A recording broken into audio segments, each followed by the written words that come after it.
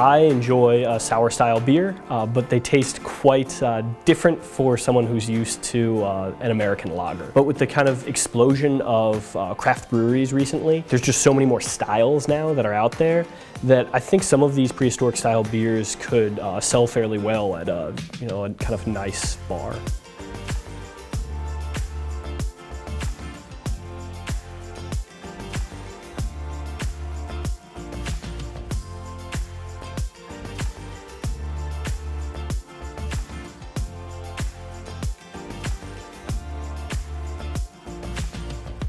The thing that I'm most interested in is the shelf life of ancient beer, basically how long it would last.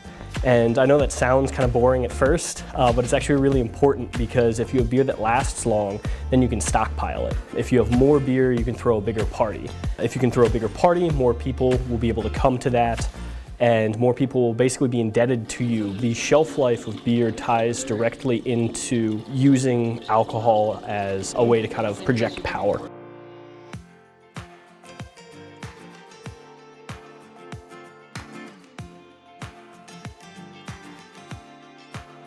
Brewing beer for my education, at first, it does kind of bring a smile to my face. I do understand how it's fairly comical in some ways. However, there's a surprising amount of science and research that goes into brewing. It's really kind of an interdisciplinary type of pursuit.